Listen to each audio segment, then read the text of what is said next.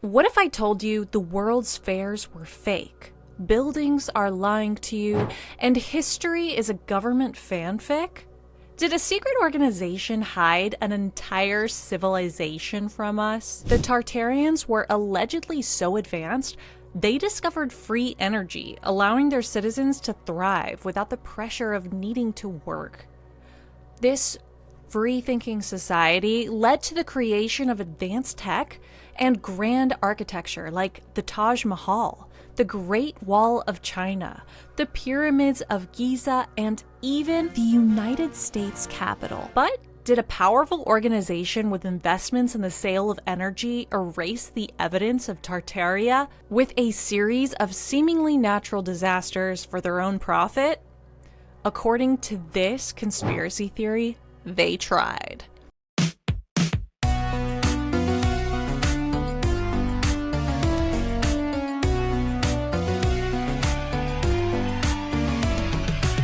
Welcome back to Let's Get Haunted with your hosts, Nat Strawn and Allie.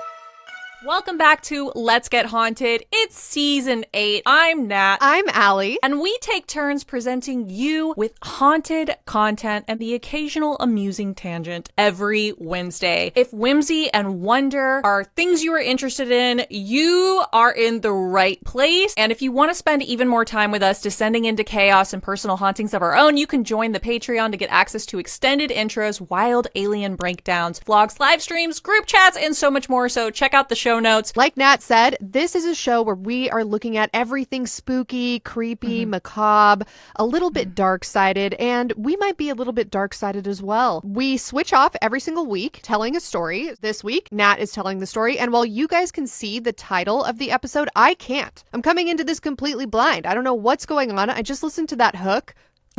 I'm baffled. I'm really interested. If you guys are new here, then you should know that I love aliens, and I feel like secret societies, ancient societies, all of that kind of gets tied into the UFO phenomenon. So I'm ready. I'm super excited to hear about this. Yeah, Allie, I'm going to tell you the truth, dude. This one was crazy. And what was so crazy about this one specifically was that I was put onto this by two of my uncles at Thanksgiving. No. I don't know. Have I told you about my uncles, the flat earthers? You have, but I would like to hear about it again. Okay, so I'm I'm used to it, you know, because I have this podcast. So like hearing a lot of like crazy conspiracy theories, like there's not a whole lot that like shakes my bones, but occasionally when there is one that hits so hard, I'm like, I look at conspiracy theories like the way you watch like a TV show or like listen to a new album. Like I don't waste time like wondering where the content came from or like if it's true. Like I just enjoy the process of like hearing this world that has been created. And this one specifically is so fucking insane, guys, that like it was even hard for me. Like some of these I was like, no, that's too dumb. I was like, we can't talk about that. That's too dumb. And if I'm saying that, like, it's really, really, really dumb. So this one's going to be one that I think we're all just going to have a lot of fun with. But basically, at Thanksgiving, my two uncles were talking to me and they started talking about like how there was this ancient civilization and like the Amish people knew about it. And I was like, what do you mean the Amish people knew about it? And they were like, there's no time to explain. Like if you look at old maps, it'll say like Tartary on there, and then it like started disappearing and like they hid this whole civilization from us. And like, you know, when you go into old like architecture, like grand, you know, arenas, or like when you're at the Vatican or like somewhere with like a giant dome or like high ceilings and like copper fittings, like nice shit, like Gilded Age, like beautiful, like when you're in Paris, like you feel good, right? And I was like, yeah. And they're like, that's by design because the building's architecture fucking connects to the sphere and like pulls the energy down. I don't know, girl. I don't know what the fuck they were talking about. Okay, but so I was into it. throughout January, again, for those of you who tuned in to our best of highlights, I went through over 100 episodes. I was listening on 2x speed to all the personal haunting sections. And like, I was having so many recovered memories. And how this relates to what you're saying right now is in season 1, you told me about how lit your family Christmases get. And it was just like people like taking shots out of an AK-47 thing that like fires alcohol into your mouth and doing karaoke, but in languages that you don't speak. And so you're asking them to translate it for you, and it just doesn't make any sense. And so I feel like your holidays, your family's holidays, are the most lit out of anything I can ever imagine. Just talking about flat Earth and taking shots out of a gun. Like, It goes so hard. Honestly, like when the family gets together, it's insane. Like it always ends up in like fireworks. Like this year, there was like a bonfire in the yard. Like we woke up the next morning and we're like, oh, we just burned the fuck out of all the grass last night. And like, yeah, anyways. Long story short, like if you allow yourself to descend here, like it gets kind of crazy. But I also at the same time, this is one of those conspiracy theories that has so many fingers that it's like you can go in so many different directions. Like you could go like the New World Order route. Like you could go like the harvesting energy route. You could go like the government is spying on us route. Like there's so many. And so this is really just going to be like a charcuterie, guys. Okay. Like, you know, there's going to be like little pieces we're going to bite at and then it's going to get you sparked up. But I will say this. When it comes to Tartarian Empire content, there are a plethora of sources, and I have divided those into 2 different sections, okay? The first type of Tartaria content maker, it's way easier to find. I'm going to call this section the normal sphere. It's a space that's occupied by huge YouTubers, verified accounts, media houses with several employees, like you know the vibes. In the normal sphere, success is only achievable by dismantling original content and reconstructing it into 1 hour long think pieces, often riddled with ads. But I digress, okay? These people go to great lengths to explain why the original content is not true. But I see. Debunkers. Beneath that cumbersome load of long-winded criticisms, I found a separate truth. Truth. It's a funny word, don't you think? Beneath the normal sphere, we enter a cavernous, porous, hideous layer of reality riddled with inconsistencies, sourceless allegations, and above all else, unapologetic, unbridled, pure, original thought, Allie. I'm speaking of the nameless accounts, the faceless accounts, the live journals from 12 years ago, the people with a laptop and iMovie who edit in the dark. These channels, those people hold the fabric of our society together, for sure. These channels have no ads because they cannot behave. I'm talking about the reels with 12 million views and no sources. These are the accounts that make up the Haunted Sphere, okay? Wow. And the Haunted Sphere is a place where all original thought is born, if you don't think about it. It's objectively true what I'm about to tell you. That's actually supposed to be a question. Is it objectively true what I'm about to tell you? Let me answer that question. Yeah, I was like, wait, am I answering? Let me answer that question with another of equally profound meaning. Who is to say?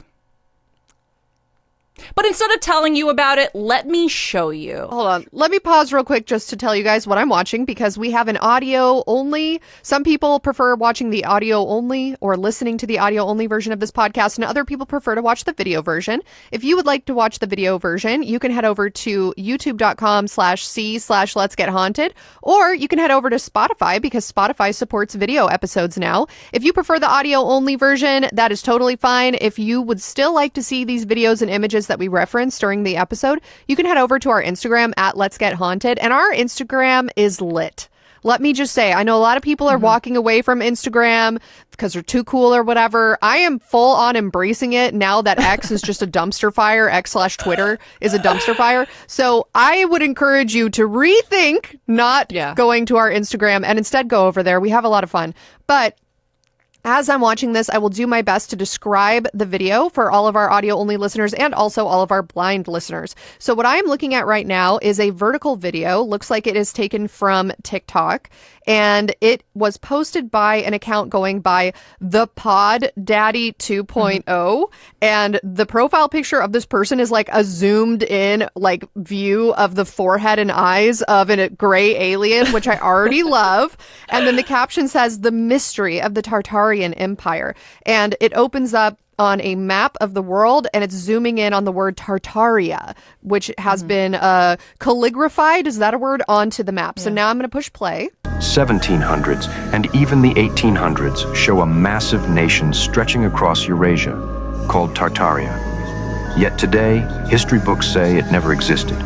Architectural blueprints from Paris, St. Petersburg, Chicago, and Tokyo show the same impossible building style created long before modern cranes, concrete, or electricity.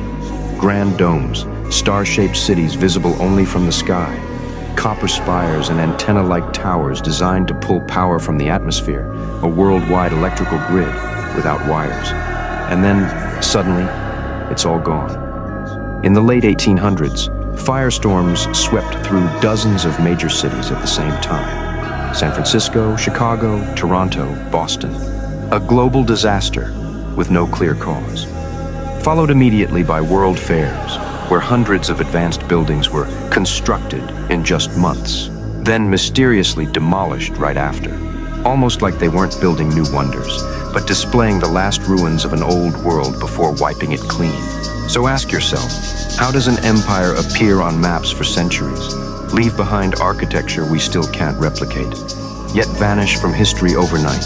Very interesting. So again, for those of you who were not watching this, this was basically just a compilation, kind of like a slideshow of different societies and cities all over the world during different time periods, but particularly focusing in on the 1800s, it sounds like, and looking at the difference between the architecture pre being destroyed by fires and post being destroyed by fires. So they are calling, spires, you guys, like, those little pointy things at the top of buildings and towers and such. They're zooming in on these spires and saying these are antennas that were tapping into something. And then, oh, look, all these fires, these great fires swept through these major hubs. And then when these buildings were rebuilt, it was in a completely different architectural style. And these antennas are missing. Coincidence? I think perhaps, maybe, no, yes. I'm waiting for Natalia to tell me.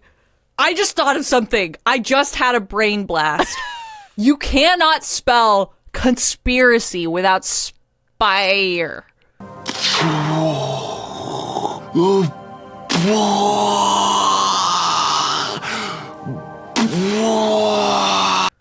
What? Whoa. That's insane. Spira. Wow. Now, you can't, you know what? You can't argue with that. It's bulletproof. It's great. Yeah.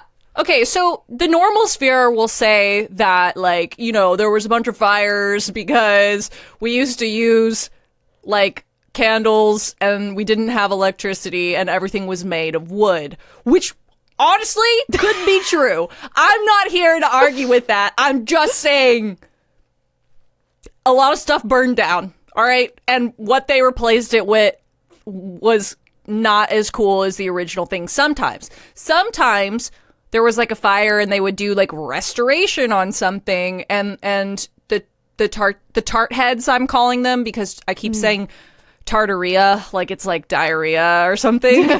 I have to say it's just the tart heads. The tart heads. Tarts. The sweet tarts. Oh my god, that's really cute actually. That makes me want to be one. The sweet tarts, they just don't trust. They're like, you know what? It doesn't matter whether it was restored or not. How can we know what they were actually doing, to the building? Because for the tart heads, for the sweet tarts, yeah, this was an ancient civilization quote unquote ancient. Some people think that it really was here like 200 years ago, and they've just changed history to make it seem like it was a long time ago. Oh, interesting. That they had discovered some sort of free energy, and perhaps the powers that be, triangles and eyes, guys. I don't want to like say too much, but I also don't want to say too little. Basically this, okay? This. Have you seen the Da Vinci Code? Basically that might have happened. But instead of Tom Hanks in Italy, it was buildings Tim being Hanks destroyed in by fire. This episode is sponsored by BetterHelp. I get it. February is full of flowers and candy and stuffed animals and all of this talk about relationships and dating. And no matter where you are, whether you're married or dating or single or just focusing on doing you, you're right on time, because therapy can help you find your way and see more clearly where you need to be. Yeah. Yeah. You guys, an imperfect love life is not only common, I think it is actually necessary sometimes. Even if you're asexual, I'm sure you still could work on the relationship you have with yourself. Maybe you're always finding yourself in a relationship with the same kind of person and always getting your heart broken the same way. Therapy can help you identify what's weighing your relationships down and find ways to brighten them again. Whether it's for individuals or couples, therapy is an opportunity to identify what's getting in the way and help remove any blockers. BetterHelp therapists work according to a strict code of conduct, and they're fully licensed in the US. They have a therapist match commitment. That means BetterHelp does the initial matching work for you so you can focus on your therapy goals. All you have to do is fill out a short questionnaire that helps identify your needs and preferences, and their 12 years of experience and industry leading match fulfillment rate means they usually get it right on the first time. But if you aren't happy with your therapist match, you can switch to a different therapist at any time from one of their tailored recommendations. And there are over 30,000 therapists, so BetterHelp is the world's largest online therapy platform, having served over 6 million people globally. And it works with an average rating of 4.9 out of 5 for a live session based on over 1.7 million client reviews. Sign up and get 10% off at betterhelp.com/gethaunted. That's betterhelp.com/gethaunted. This show is sponsored by BetterHelp. And now back to getting haunted. So the fires, this is interesting because I do remember many, many moons ago, we did an episode on the Beast of Bray Road. And in that episode, we talked about the Chicago fire briefly because there was like a mass migration of rich people. If I'm remembering correctly, like right before that fire happened, there was a mass migration of rich people out of Chicago into Lake Geneva, which was nearby and is one of the locations where the Beast of Bray Road was spotted. And so there's like this little conspiracy of, did the rich people, did those in the know, did they know that a fire was about to sweep through Chicago? And so they relocated. And so it sounds like maybe there's a little bit of that involved in this story too, of the Illuminati, the powers that be, the people in the know, knowing a disaster is about to strike before it happens. There's going to be a reset or something. It's sort of like the conspiracy, which I think is actually not a conspiracy at all, of all the billionaires buying these islands and then building underground bunkers. I'm pretty sure we've confirmed that is going on. Happening. And we're all just like, what does this mean? Yeah. So there's like so many different aspects of it. And so watch this next one now so you can see, I think it's Tart. Okay, this video was posted to TikTok by Sheldon Surya 369, and he's like a conventionally attractive white guy, I would say, and he is superimposed in front of various clips. He's using the green screen effect, guys. All right, I'm pushing play. Let's see what Sheldon Surya has to say. This is some of the most sophisticated and impressive architecture in the world, Tartarian architecture, and apparently all this is built, all of this, guys, with a hammer and chisel and some scaffolding. No power tools, no laser precision, just a hammer. Is this guy Canadian? He has a Canadian or a Midwestern Are you trying accent. to hit? Like, I feel like you like this guy. I'm not sure if I like him or not because I don't know what he has to say. But I am saying his accent is giving Fargo, for sure. And chisel. Limestone.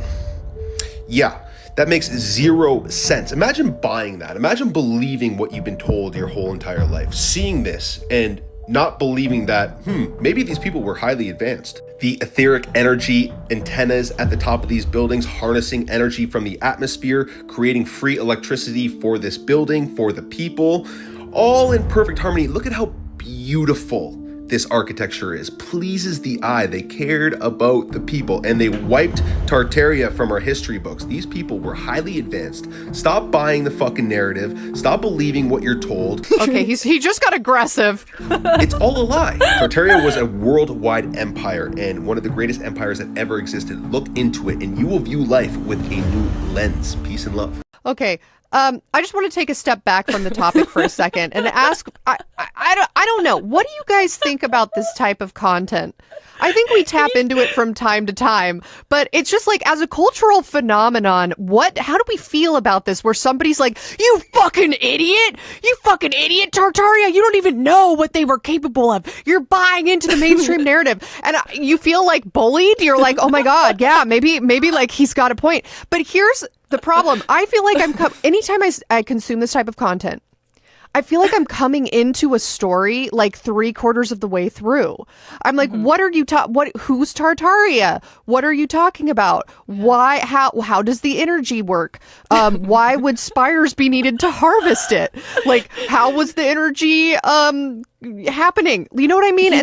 Yeah, I just need you to understand. I mean, to break it down for me. He goes like super confident. Like, I'm used to seeing I am used to seeing like bat shit insane theories or whatever from all different types of people. But like Allie pointed out, not usually from like a conventionally attractive finance guy from Nova Scotia. You know what I mean? Yeah. And so I don't know, like when I like watch his content, I'm like just imagining like him dirty talking you during sex, being like, you little Tartarian slut. Like the spires are bringing energy down. You know, like, do you want to get some energy from my spire? Like, I don't know, like, give me that spire, daddy. No, but what is also, you're right though, it's the juxtaposition of like a boot, the spires were a boot to harvest the blah blah. You fucking idiot, you fucking moron. Like, okay, all right, I'm listening, I'm sat, tell me what's going on. So hopefully you'll fill in the gaps for me, because I feel like with videos like that, I feel like I'm coming into a concept. It's like if you were 3 years old sitting in on a college PhD dissertation where like the person's defending this very niche thing that they've studied all their lives to be able to defend. And I'm like, I don't even know what these words mean. Okay, now you got to watch the last one, because the last one goes so hard. Not the watch this after game one, but the song. The song just explains everything and like actually is one of the best songs I've ever heard. Wow. Yeah, these tart heads are really going into it. So this one, guys, goes way is harder. Posted to TikTok by Arca's Cancy, ARCA, Arca Z Can C. All right, I'm pushing play. Are trash. Builders back then were advanced. The buildings today are trash. They was made out of limestone and copper. Today it's just concrete and glass. These buildings had crystals and energy. These keeping your energy trapped. They charging an arm and a leg for these boxes. You must be think we just some rats in the lab. These buildings had sacred geometry. Sound vibrations was healing our body. These buildings don't hold any energy. Literally dead. We living in coffins. Bitch. These buildings had domes and finios, pulling cosmic electricity straight from the air. These buildings got flat ass tops with no creativity. Damn, they do not even care. Like damn, what? These buildings was it for real. These buildings is shit for real. Step in these and you will get healed. Step in these and you will be killed.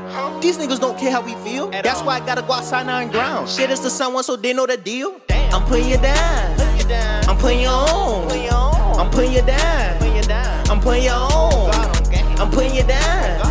I'm putting you on. I'm putting you down. I'm putting you on. Wow. Okay, so hold on. So let me explain this to everyone out there listening right now. We've got a gentleman who is green screened again in front of a slideshow, essentially.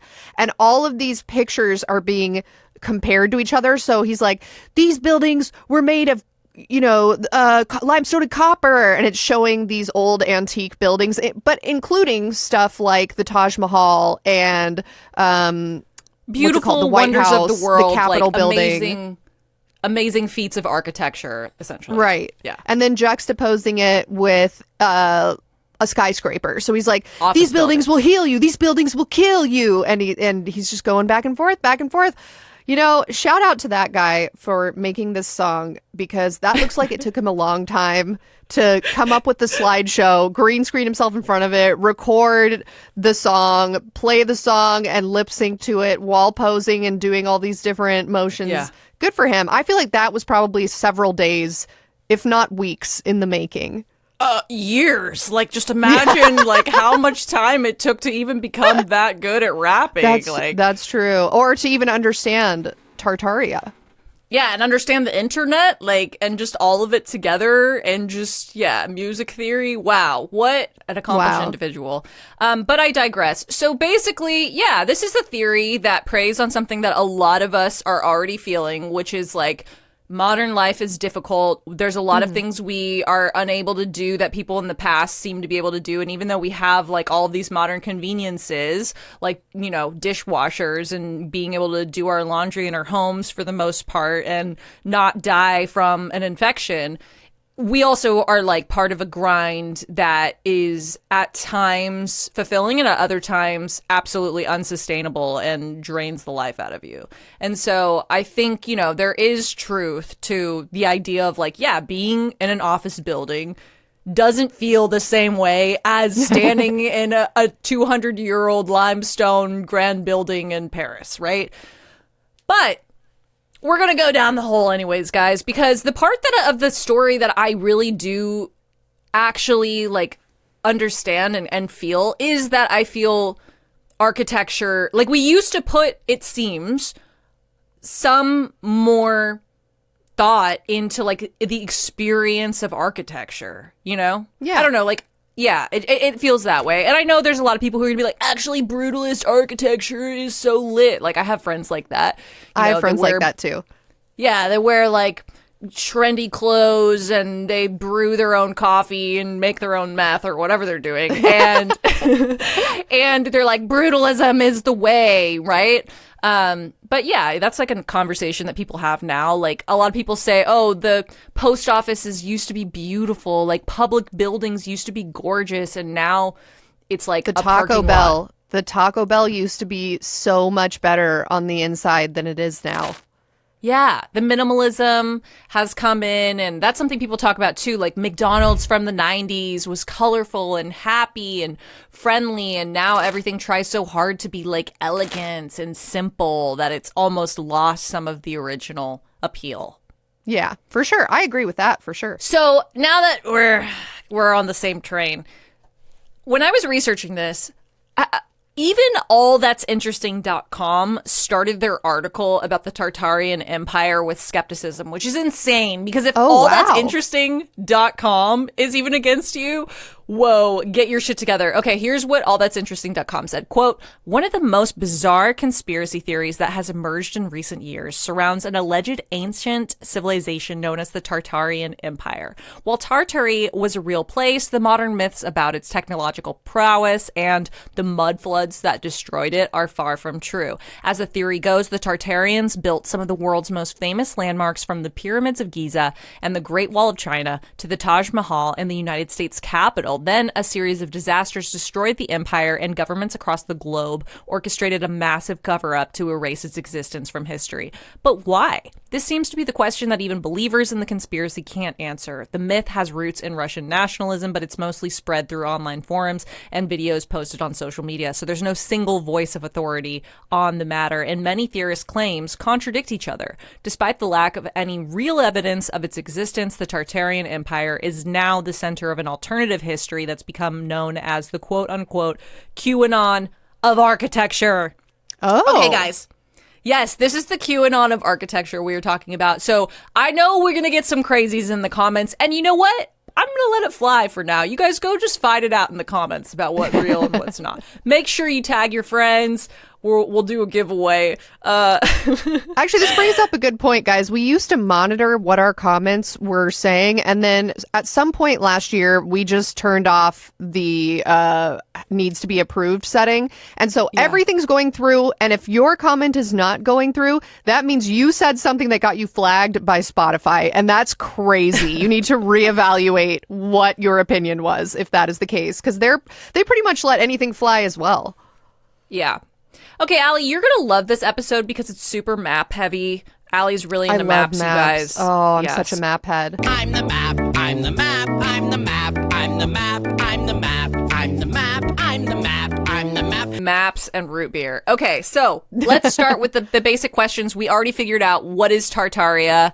Okay, we understand Tartaria was a vast advanced civilization that was supposedly wiped from history, but Tartaria ruled large parts of Europe, Asia, and North America, even into Mongolia and Afghanistan, according to some maps. Maps from the 1600s, 1700s, and 1800s show Tartaria on the map, and then suddenly they drop off. Okay, so go ahead and open up the Dropbox. Okay, you can look at the map from 1640. So just look at that, and if you zoom in on that, you can kind of check it out, guys. If you want to see these two, they're on the Instagram. I actually spent like way too much time on the photo dump for the Instagram. I feel like the Instagram photo dump for this episode actually goes like extremely hard. You guys, I spent like 5 fucking hours on Canva. So I need you guys to go to it, okay? Goddamn. I'm very impressed. This is a lot of really good photos that you've selected for this. I'm telling you guys, if you're not on our Instagram, you're missing out. We've got all kinds of shenanigans going on over there almost every single day. Mm-hmm. Okay, so I am looking at a map. It says in the corner, it says part of Europe. And this map is, I mean, it's beautiful. It looks like a medieval map. It has all these beautiful hand drawings, beautiful like ink script explaining what each thing is. Now, where is Tartary? So look in the bottom right corner. It says a new map of Tartary next to that like pilgrim dude. And then if you look at the very top, it says the Tartarian frozen sea at the top. Yep, I see it. Yep. Okay, I mean, that's just basically the point, is just to show you that it was on maps at one point. Yeah, so this is a map, but we don't know. So it's in Europe. It's theorized that Tartary was in Europe, but it's so zoomed in that I can't tell. Oh, is that, say, Paris in the corner? I really can't tell what part of Europe this was in. Yeah, it's hard to see. There's Crimea over there in the top left-hand corner, part of Europe, in the left-hand corner. It's unclear, and this actually goes into the flat earther thing, because a lot of flat earthers point to Tartary showing up on maps and the frozen sea and all that, and are like, yeah, they're hiding shit from us because, like, they changed the maps, and yeah. Geographically, there used to be things that aren't there anymore, but actually they're there. I don't know. That's a whole other conspiracy that I don't have time to get in. But now go to the picture that is from 1806. So this is one of the more recent ones, and you can definitely see where Tartaria was supposed to be. Oh, I see it. Oh, yeah, okay. So, you guys, it looks like it was part of Russia. I mean, it's huge. It's huge. I can see India underneath. I can see China in the corner. So it looks like maybe it went up into Russia, but it's also expanding downward into parts of India. So here's where it gets kind of confusing. According to the normal sphere, the word Tartar actually translates to barbarian. And so the people who are making these maps that say Tartary or Tartarians on it are talking about an area of a bunch of different ethnicities and just labeling them all as barbarians. Oh. Yeah. So tale as old as time. Tale as old as time. So it would be like, you know, if we went over to Mars and didn't realize that there was a bunch of alien civilization there and just were like, this planet's all aliens. And then when we draw our solar system out, the map of Mars just says aliens. But instead, It's with barbarians. So yeah, like the maps are kind of changing. It's showing this Tartary area expanded. Some people think, oh, it's part here, part here. Some people included Mongolia, some people didn't, just depending on who, like the Russians who were making the map or who the Western Europeans who were making the map, what they thought.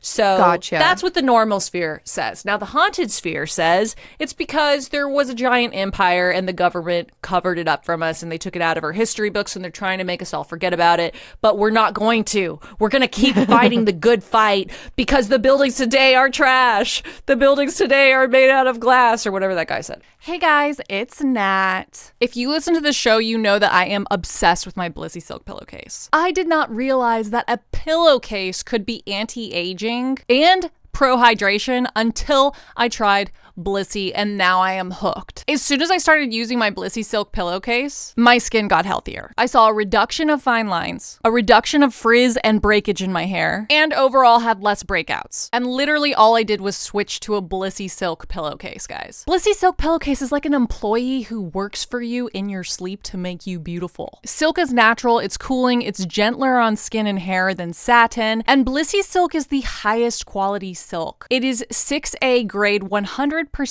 pure mulberry silk. Look, I would sleep on a cactus if it would make me more beautiful, but BLISSY is super comfortable because silk is naturally cooling, breathable, hydrating, and hypoallergenic. It's also fully machine washable. Count me in, bro. Plus, they have over 100 colors, including new Wicked and Harry Potter designs, or their awesome Zodiac collection. It is a perfect gift for a bridal shower, an anniversary, or a birthday. You can also get matching sleep masks, bonnets, and crease-preventing scrunchies. And because you're a listener, BLISSY is offering 60 nights risk-free plus an additional 30% off when you shop at blissy.com/LGHpod. That's BLISSY.com/LGHpod and use code LGHpod to get an additional 30% off. Your skin and hair will thank you. And now back to getting haunted. All right. Now, put on your thinking hat because here's where shit gets kind of complicated. If you look in the photo dump, Got it. you can see the Singer building. So while you're looking at those, you want to describe them really quick and I'll tell people like what the vibe is? Yeah. I like the vibe. So it's two different pictures. The first one is an illustration of the building, a hand-drawn illustration. The second one is a photograph of the building from the street view. So the photograph from the street view is a lot more interesting because obviously it shows more than just the building itself. And there are horse-drawn carriages going through like maybe a cobblestone street. You can see in the foreground there are all these different businesses along this street, including Rose the Tailor, which is kind of cool. The other one says Oriental Rug Sale Extraordinary at Jose Parker and Co. And then in the background you can see this beautiful building and it has, you know, a little tower on top, maybe like a bell tower. I don't know, but it's in this kind of Renaissance-y style of a little more modern than that. But, you know, it has all these beautiful friezes or whatever you call them. And yeah, looks cool. Looks pretty cool. And then you go to the illustration and it's just showing the exact same thing, but without all of the clutter of the different streets and buildings. And yeah, it just looks like a really tall building. At the top, it has a flag on top of this spire and it says Singer. Mm-hmm. Yeah, so when that building, the Singer building, was built in 1908, the architect, his name was Ernest Flagg. He completed that building in Lower Manhattan in New York. It was 27 stories. And at the time, it was the tallest building in the world at 612 feet for the Singer sewing company, the sewing machine company. Mm. The building was topped by like this amazing roof with the spire, and it looked absolutely opulent. There were books written about it. I mean, it was really like a modern marvel at the time. I mean, in all those photos, you can see people are still in like horse-drawn carriages, and all of the other buildings in the area are relatively like modest compared to that one. And then you just have this huge spire, like tower building in the background. I mean, it really stuck out, and it was really something to look at. Like tourists would go and see it. Oh my God, the tallest building in the world. And that was only in 1908. Every detail of this building was dripping in opulence. There were marble columns, bronze trims, spiral fluting, vaulted roofs. People said that it had a quote-unquote celestial radiance. Ooh. The building was so impressive that it had like magazine articles wrote about it. Like this was a celeb building, basically, guys. But then something crazy happened. In the 1960s, the company sold the building, and who bought it said, oh, well, there's not enough office space in here. So they demolished it in 1967. It was the tallest building to ever peacefully be demolished. And a lot of these tart heads say, hey, actually, it wasn't built in 1908. It was there for a long time before. And if you look at it compared to all of the other buildings that are around it, it clearly looks so different. And it has this big tower on it because it was hiding the original Tartarian architecture. And people said it had a celestial radiance inside of it. And why the fuck would you demolish something so beautiful that was so famous and so powerful? And they go spin off the rails. And that is one of those buildings that they do that about. There's another building that they do it about too. It's the Chicago Federal Building that's in Chicago. If you open up the Dropbox, it should be in there as well. It says Chicago Fed Building. Yep, I see it. Yeah, you want to describe that building? To me, this looks a little bit like the Capitol building in Washington, D.C. Well, it's got that, It's got like a dome, you know, it's got a dome, and it's got some other structures that are triangular at the top, like a more traditional looking roof sort of. But yeah, it just looks, these look very ornate for sure. These look like they were carved out of stone. Looks like they were very expensive. It took a lot of effort to make. And then at the very top of this dome, there is either a flag or an antenna. It's kind of hard to make it out, but maybe you'll tell me. Is it an antenna? Is it hard to make it out, or is it just an antenna, Allie? I don't know. Is it a weather vane? Is it a spire? Or is it something that's harnessing the very fabric of our time-space and it's going into our bodies? I don't know. I really don't know. The Chicago Federal Building that was built in Chicago had a dome larger than the U.S. Capitol, and it was raised only 60 years after its completion. So once again, the tart heads are like, why was it raised? Like, why? I mean, honestly, I don't get it.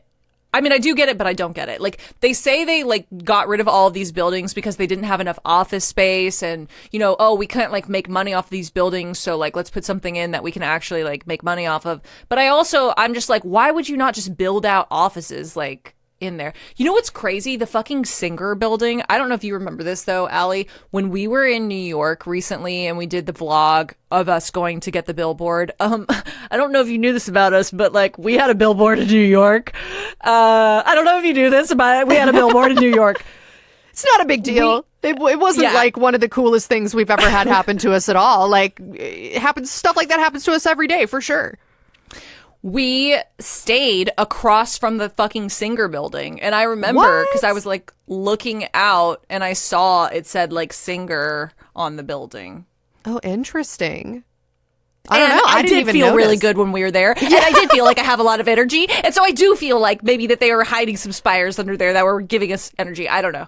Okay, last one here before we move on is Old Penn Station in New York City. And once again, I don't know if you guys knew this about us, but Penn Station, the new Penn Station was actually where our billboard was located in New York City. I don't know if you knew that about us. You might not know that about us, but we had a billboard at Penn Station in New York City. We're kind of a big deal.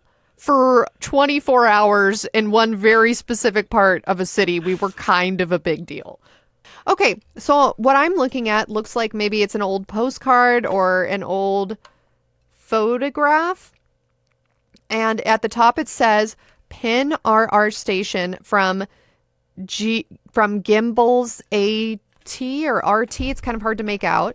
And then it is looks like somebody took this photo, or maybe it's a really good drawing. I don't know. But whatever the case, the vantage point of this view that we're looking at in this image is from a rooftop, maybe, of an adjacent building, and it's looking down onto this station. And again, we have like the very opulent carvings and columns and friezes, and yeah, it looks very pretty. I like it.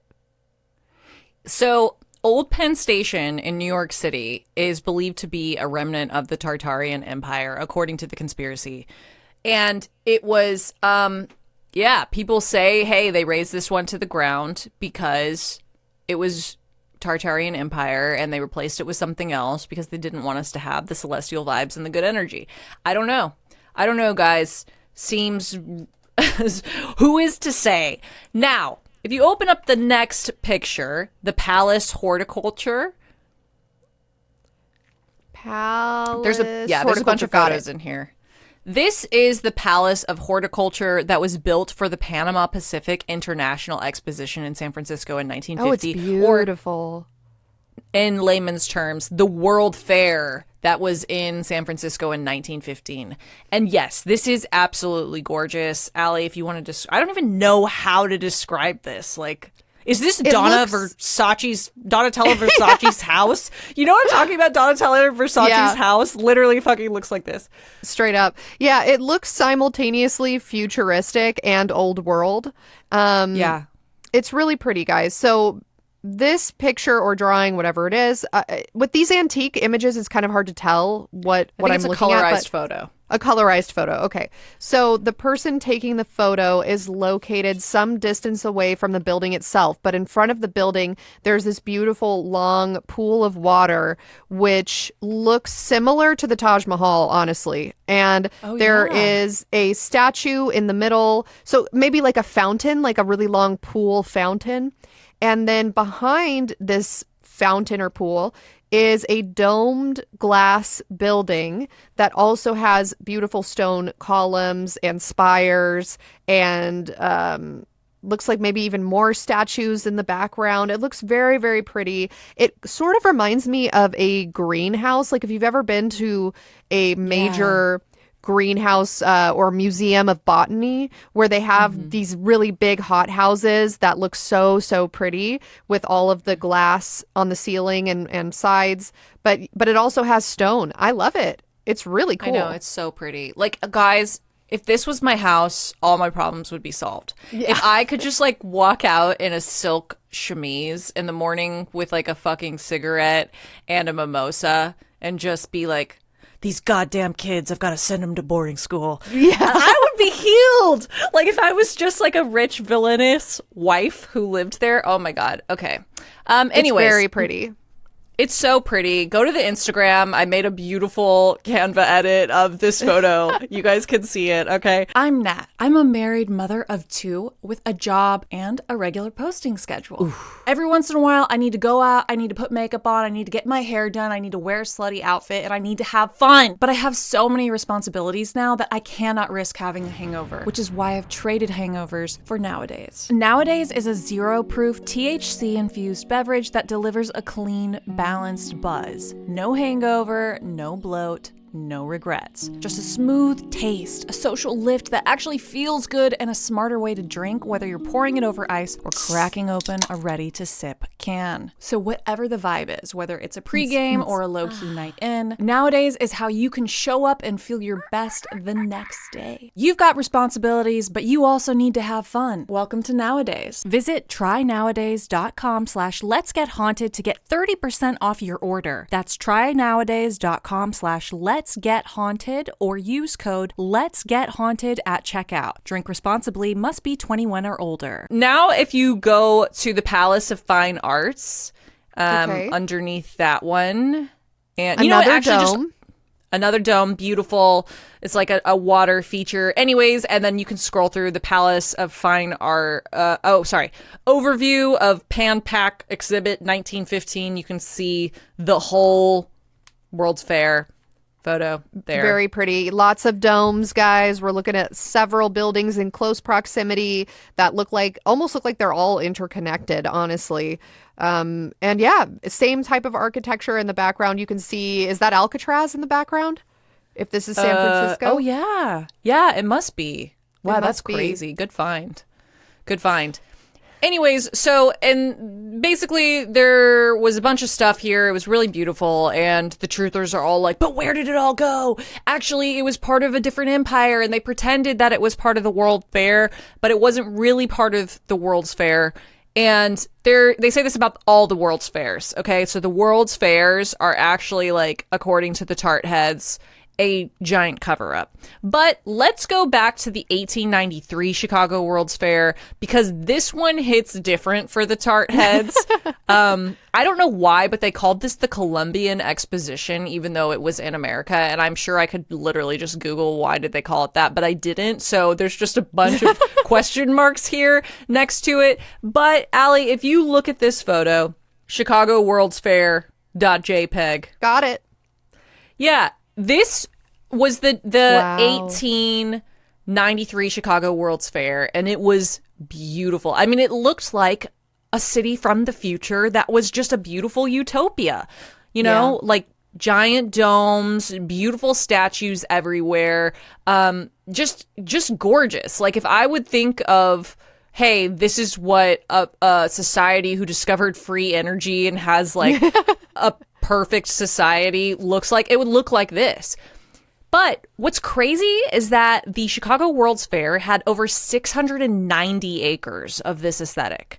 It was a huge deal at the time. There were over 27 million visitors who came. And we're talking about fucking 1893. So their asses were on fucking trains, on carriages, walking on foot with a fucking stick that had a bandana tied with all their shit on it. You know what I'm talking about? Like, Yeah, rucksack. yeah, Like a this was hobo's rucksack. I love it. some of them. I'm sure this was not an easy place to get to for a lot of people, and for 27 million people to be there is insane. It had the most innovative tech of the time for agriculture and entertainment. They even showcased a new invention at the time that was called the Ferris wheel, and the concept of electrified street lamps, things that we consider pivotal to daily life. No, that's not what I'm going to say. Yeah, I think a Things- Ferris wheel is pivotal to my daily life, so I agree. Would you Okay. even bother going to your county fair if there wasn't a Ferris wheel? I wouldn't. I I personally will wouldn't. say there is a tangent here where Allie was a basic white girl who loved to go to Coachella when I met her, and the reason she liked to go was because of a Ferris wheel. That's Now, one of does many that reasons. Still hold Yes. true? You know, there's something about a Ferris wheel that is just really perfect in terms of whimsy, because it really serves no purpose at all other than to just get whimsical. You spin around. It's not even that fun. You know, like you kind of go up into the sky and then you come back down. Like, it's really slow. You sort of feel like you're going to die the whole time. You're very aware that if this tipped over, like, you'd be done for sure, because there's no like lap bar or seatbelt on a Ferris wheel, and it's open air. But for whatever reason, I just, you know, maybe it's like, maybe in 1,000 years, people will have done away with the Ferris wheel and they'll look back and be like, wow, these rudimentary, primitive cavemen humans that were just riding in a circle into the sky to like worship the sun god and partake in their free energy. You know what I mean? Like, what? I feel like there is something that's going to be, there's going to be a conspiracy theory about Ferris wheels at some point, I guess, is my hypothesis. Okay, another tangent, and then we'll get off this. When you were like, you would just die, a part of me was like, no, I wouldn't. I would climb on the side of it. I would climb up the fucking little carriage that I was in and get on to the bindings. And then if it flipped like a pancake, I would make sure I was on the other side so that I wouldn't. It just Like a activated cat. like an angry bro in me where I was like, no, I would not. I would not I would die. Spider-Man. I would shoot spider webs out of my wrist onto the opposite side of the Ferris wheel, and I would be fine. I'd swing away. Okay, but my point is I was supposed to say, even things we consider pivotal to a life of ease, like an automated dishwasher and the zipper, were at the 1893 Chicago World's Fair. And Victorian tourists nearly came in their pantaloons when they saw a zipper for the first time. I can assure you that. Allie, there are two more photos that are in there. One of them is one of the most whimsical things I've ever seen. It's Chicago World's Fair.jpg with no spaces, and it's a beautiful Victorian woman looking like in her pretty dress, like over at the World's Fair. If you want to look at that. Wow. That's beautiful. Yeah, this is a beautiful photo, very whimsical. There appear to be 3 people that are standing on some type of roof maybe, or balcony maybe, and there is a chain link fence. Now that to me is almost ruining it, because this looks exactly like when you go to a Little League game and there's those low chain link fences that people can hop over if they so choose. Like when a dad gets too drunk and just vaults into his son's Little League game and starts like beating up the umpire. But other than that, everything else is whimsical. I agree. And the woman closest to the camera is wearing like Dorothy from the Wizard of Oz dress. It's plaid. I'm picturing in my headcanon that it's a light blue, but I cannot confirm or deny because this is a black and white photo. And she's wearing a really cool hat. It's one of those little hats that people used to pin onto their head, and it has all of these flowers on it and maybe a ribbon, maybe like a giant garish ribbon. And then her hair is in a bun, looks very silky. This lady looks rich. And then next to her are 2 dudes who, judging only by their profile, do seem like they're kind of hot. And they're wearing some clothes as well, but I mean, you can't really tell. And then looking down on the World's Fair, you can see a bridge, a lot of domes, a lot of spires. You can see a very ornate fountain with a bunch of geysers shooting up into the air. Looks pretty cool. It looks cool. Now, there is an illustrated photo that says along the Plaçon.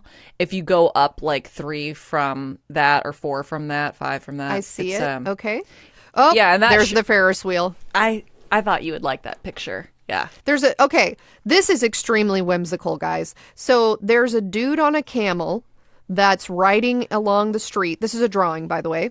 Then there is a hot air balloon behind the guy that's riding on the camel. It's up in the air, but it has like a rope that's holding it onto the ground at the same time, it looks like. Then there is a giant Ferris wheel in the center of this drawing. And down below, we've got a dude in a giant top hat. Like, so tall of a top hat. This is like the Doug Dimmadome of the Victorian era. And then if you continue to scroll left, you can see it almost looks like Turkish-inspired architecture, almost, because we see like the what is that symbol called? The half moon symbol. Yeah, the moon, crescent moon. I don't know crescent what it's called, moon, but it evokes feelings of, you know, Arabian Nights, Arabian Days, and it looks like these people are really into it, that are congregating along the ground. And it just looks like lots of, there's 2 policemen, but they're not beating anyone up. They're just kind of walking along with their big batons. So they might be enjoying it too. I don't know. It kind of looks like there's a lighthouse at one point, but I don't think it's actually a lighthouse. It's just some interesting whimsical architecture. Very cool. I like this a lot.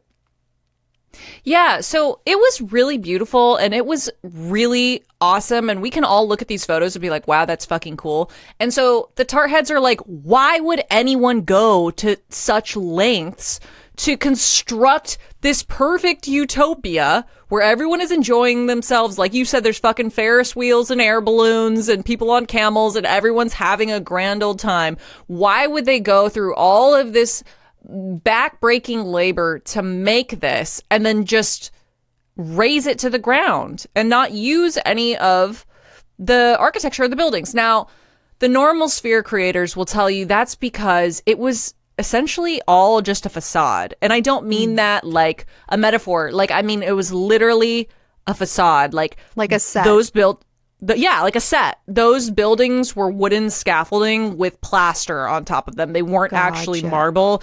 It was like going to Disney, like it was a theme park essentially. And so we see it and it all looks so beautiful and so grand, but underneath it's not anything that's meant to last for a very long time. And so they all got bulldozed and turned into houses or turned into neighborhoods or turned into office buildings, because that's what happens when you have valuable land. You try to make money off of it.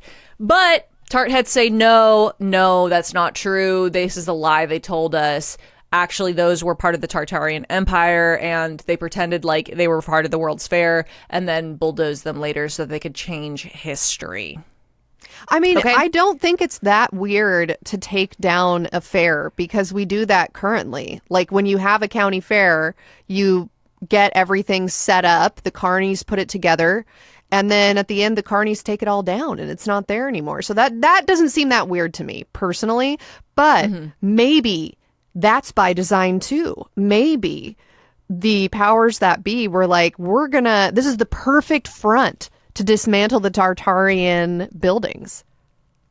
Yeah, I mean, who is to say? Some people who believe in this theory say that, the reason the World's Fairs were so whimsical is because it was the Tartarian architecture, the fucking spires, the wireless energy conduction, harnessing the wireless energy.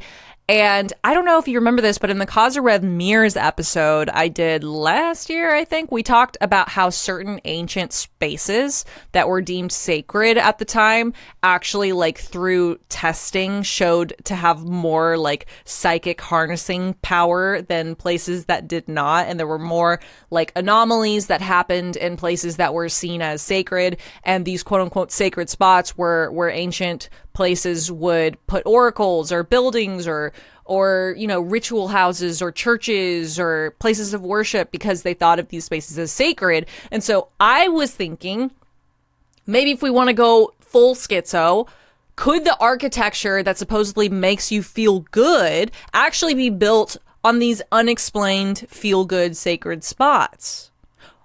Or, Allie, do you feel good because it is pretty?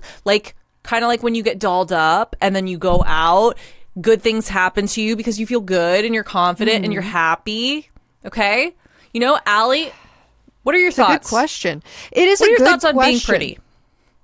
I think that there is no greater feeling than when you're going to go out and things go well with your getting ready session. And there's nothing worse than trying to apply your liquid eyeliner or your false lashes or whatever your persuasion is, and it just looks so fucked up, and then you don't have time to fix it because you'd have to either start all over or you're already running late, and so then you go out and you look like shit, and because of that you still have a fun time, but not as fun as you would have had if you had the confidence of knowing that everything went well leading up to the big event, aka going out. Now, to answer that question of were these buildings built in locations that were already considered sacred, and that was by design so that they could harness whatever the free-flowing energy they had discovered was, I don't know the answer to that. Does Chicago have people gone out with their EMF meters or whatever it is that we talk about all the time when we talk about haunted forests and stuff? People, have they gone out with their electromagnetic readings and their Geiger counters and whatever else and discovered that there are higher levels of whatever at these locations? Or have they not done that yet? I'm not sure. I don't know. I thought you were going to go in a different direction with the being pretty thoughts. And so my next question for you was going to be, should it be required of our citizens to look pretty so that we can also, in the same way that the Tartarian architecture made people feel good because it looked pretty, should everyone be required so that way we can all feel good all the time? No, because sometimes it's really nice to just put on a ratty pair of sweatpants and a wife beater and walk outside with your hair stuck to one half of your face because you didn't wash your face when you woke up and you just sweated your hair into a mat against your cheek. Sometimes there is power in that as well. I'm walking to go get the mail because there's a community mailbox in the neighborhood I live in, and you have to go with your little key and try to get it out. And I'm walking down, I'm I look like shit, but yeah, fuck yeah, I don't give a fuck. All my neighbors are seeing me walking my bunny slippers down to the mailbox, and they're probably thinking, oh, that child-free household over there, God, they're just so awful. They're not contributing to society at all. But there is a power in that, I think. But there's also something to be said about taking a shower does make you feel better. Yeah. Yeah, there's something rebellious about. Yeah, there's something rebellious sometimes about not looking giving a good. Fuck. Yeah, but then other times I'm feel really empowered by it. I don't know, you guys. Maybe we should maybe we shouldn't. Cast your votes in the comments. Let us know what you think. Okay, now I was thinking, I get it. I understand what the conspiracy is, but why would Tartaria be hidden from history books? That still doesn't make sense, you know? Because we have had empires in the past where it was considered like a utopia and people really liked it there for the most part, and those like fell by the wayside or got like taken over by other empires, right? So like, why is this one different? Now, if you go to a website on DuckDuckGo, you cannot find it on Google, guys. Oh, whoa. Because it does not exist in the normal sphere. It's called TartariaEmpire.com. Wait, I can't just type that into TartariaEmpire.com? Did it come up? I couldn't find it unless I was on DuckDuckGo. Yeah, it comes right up. You just type it into your web browser. Oh, Allie's discovered unlimited resources on her phone. Official Tartaria Empire Bookshop. Full hidden history unlocked.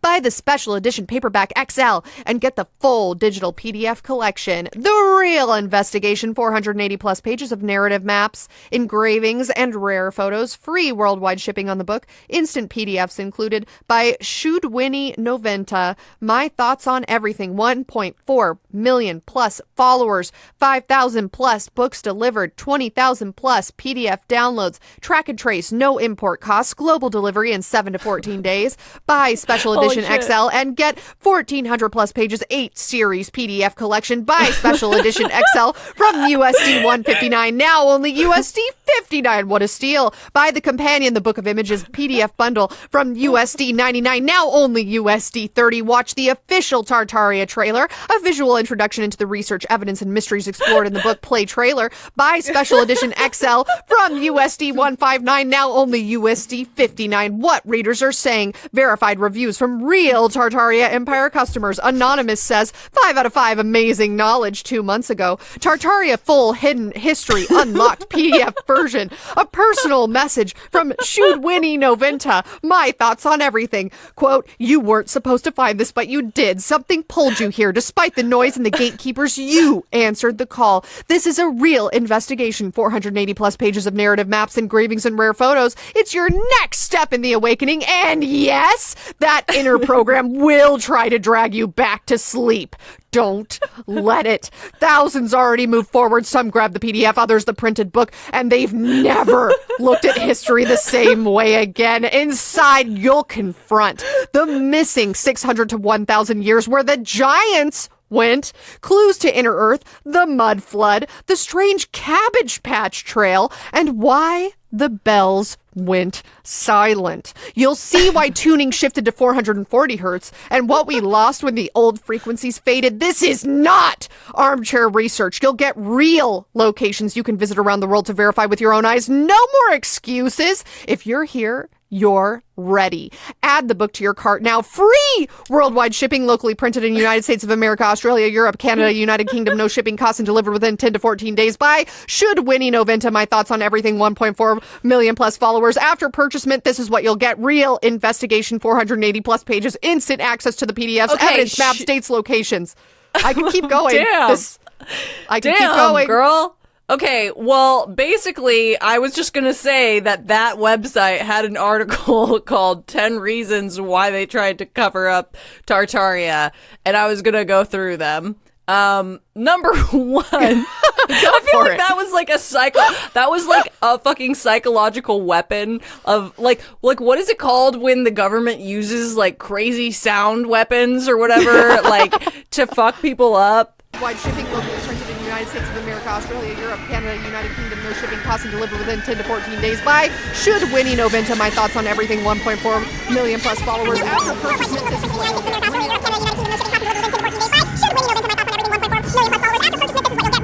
Yeah, that was microwave technology frying a piece of your brain for sure, but also awakening a different piece of the brain. That was also like a lot of information all at once about like they took the bells away. Like, what does that even mean? They took the bells away. We're now on 440 hertz. What was the old hertz? I don't know. Okay. Like, hey, haunties, it's me, Nat. This 2026, my New Year's resolution is to slay harder, slay longer, and slay faster, which is why I will continue to take my postpartum formula from NUTRAFOL. The results speak for themselves. As a postpartum, fine hair, bleached, damaged girly, I never thought hair down to my ass was in the future for me. And yet, here we are. Slay. I have been taking NUTRAFOL's postpartum formula for about a year now. I am seeing so much less shedding and so much overall better hair health. Slay. Here's the situation, chica. NUTRAFOL is the #1 dermatologist recommended hair growth supplement brand, trusted by over 1.5 million people. No photos, please. NUTRAFOL's hair growth supplements are peer-reviewed, NSF certified for sport, and clinically tested to measure improvements in growth, quality, and strength. Consistency is key to meaningful results, and NUTRAFOL makes staying consistent simple with automated deliveries, free shipping, up to 20% savings, and free naturopathic doctor consults, and a complimentary Headspace membership included. See thicker, stronger, faster growing hair with less shedding in just 3 to 6 months with NUTRAFOL. For a limited time, NUTRAFOL is offering our listeners $10 off your first month subscription and free shipping when you go to NUTRAFOL.com and enter the promo code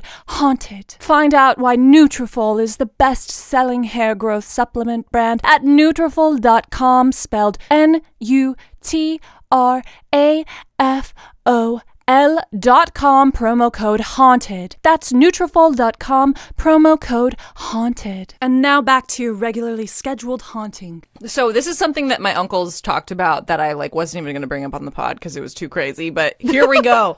Okay, so apparently music all used to be set at, and I get the numbers fucked up, but let's just say, to make it easy, music all used to be set at X amount of hertz. And Beethoven and Mozart and all this classical music that makes people feel good, that makes you cry because it's so beautiful, is set at this certain frequency, and I think it's called the God frequency. Okay. And then now all the music set today is not at that frequency. It's at a different frequency. And my uncle, who's actually a very talented guitarist and is in a band and fucking slays the guitar, is a very wild man, but one thing he can do is fucking play a guitar. Okay. He always talks about how he tunes his guitar to this certain hertz, and whenever he does it, everyone in the audience is always clapping and stands up and is wow, man, that was so beautiful, and da da da da. Wow. And he says that they purposely did that. They took away the God frequency to disconnect us from our God and our feeling of feeling good, and they just want us to always be scared and anxious all the time, so that we're easier to control. And he said, oh my God, this part, I forgot about this part. This part went so hard, guys. He said hue, the word hue is some ancient word for light. And so human means light man. Human is a light man. And he said we're energy beings of light, and we have this God frequency, and that the powers that be are always trying to disconnect us from our own divine energy or power or light or whatever you want to call it, so they can make us feel, so they can basically control us. Because if we all realize that we have God inside of us and that we, are whatever special people, then we wouldn't be so easily manipulated, because we just couldn't be controlled, because we would know that we have God inside of us. That's what he said. Okay. He also, oh my God, he also said this though, guys. He was why when they say a building was built, it was actually founded. They found the U.S. Capitol building. They didn't build it. They found it. Think about it. All these things are always found. The Masonic temples are found. They never built them. They found them. They were already here. And when he was, guys, I was so fucking high when he was telling me this. And I was like, what? What do you mean? It went so hard, and it still goes hard, but it goes less hard because I know you guys think it's not. But wouldn't it be kind of easy to either debunk or confirm that these buildings are the remnants of Tartarian society? Because wouldn't you just, like, for example, the Singer building, can't you just, like, look at a picture of what that area looked like before the Singer building was supposedly built and then be like, no, it was always there, or yes, it was built? But they say that the photos are like doctored and like the maps have been doctored and like they've like purposely erased. Oh, okay. Okay. Yeah. And so here's the part that's really stupid, so I wasn't even going to bring it up, but whatever. They say, like, in addition to the fires, that, like, there was these mud floods, and that, like, wiped out a lot of stuff or whatever. And, guys, it's so dumb. This one does not go hard, but I'll tell it to you anyways. You know when you go to, like, New York, or you go to, like, an older city where there's, like, buildings that have several floors, and the basement floor has, like, half, like, windows that are, like, half exposed?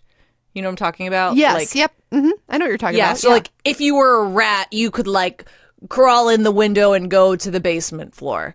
And they say, like, that's because of the mud floods. Like, oh, like, all the mud came and, like, buried the building under. And so that's why it looks like the windows are down there. And I'm like, that one does not hit for me. That doesn't go very hard for me. But that one does not go hard.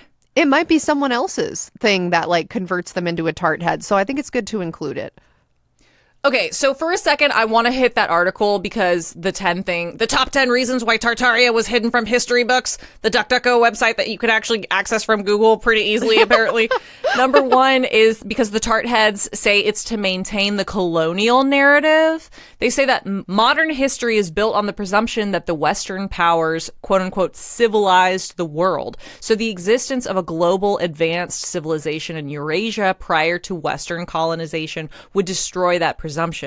Acknowledging Tartaria would mean admitting that the Western powers destroyed something that was already highly sophisticated, both culturally and technologically. Okay, number 2 reason is because Tartarian technology was too advanced. Quote, from free energy towers and massive bells to cymatic healing and harmonic buildings, the old world's technology seemed to have been based on sound, frequency, and sacred geometry. If this knowledge were rediscovered, it would undermine modern energy monopolies and expose the limitations of today's science. Number 3 is to erase evidence of a unified global culture. Ancient cities across the world from India to Mexico, Russia to Australia show similar architecture, symbols, and sacred designs. The idea that these were independent developments is pushed hard, but Tartaria suggests a different possibility, a single interconnected global civilization. Number 4 is because star forts and cities don't fit the timeline. Star forts are geometrically perfect. Wait, okay, what? we have to talk about star forts. Yeah, tell me about Are you saying fort or force? Forts. I just sent you an article by The Atlantic. It's just showing different photos of star forts. Star forts are essentially like military forts that are built in a star. So this is from The Atlantic, and here's an aerial view of Fort Bortange in the Netherlands near the German border. And then here's another fort from Fort McHenry National Monument and Historic Shrine in Baltimore, Maryland. This one is from Nova Scotia, Canada. This one is from North Holland. This one is from Portugal. And this one is from Japan. This one is from the Boston Harbor. This one's from Italy. This one is from Poland. This one is from England. So on and so forth. Basically, forts that look like stars. Now, these are said to be sacred geometry. And it's supposed to show that, like, hey, like this ancient civilization of Tartaria had all these star forts everywhere. But people try to act brand new and say that the star forts were actually just built because a star is a good shape for a fort because you can fortify the different points. Right. I don't know. Who's to say? Okay. Who's Number to say? 5. Number 5 is to hide the mud flood catastrophe.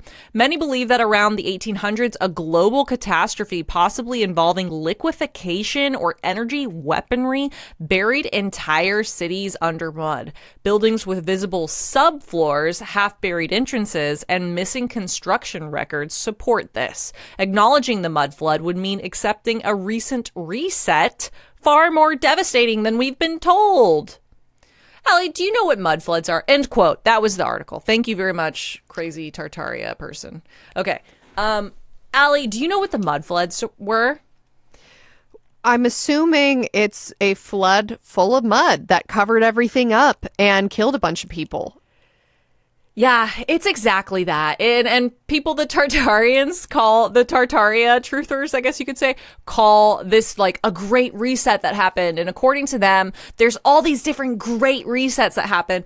And like, that's actually like one of my favorite takeaways from this episode, I think. Like, I'm just going to start calling minor inconveniences in my life like a great reset.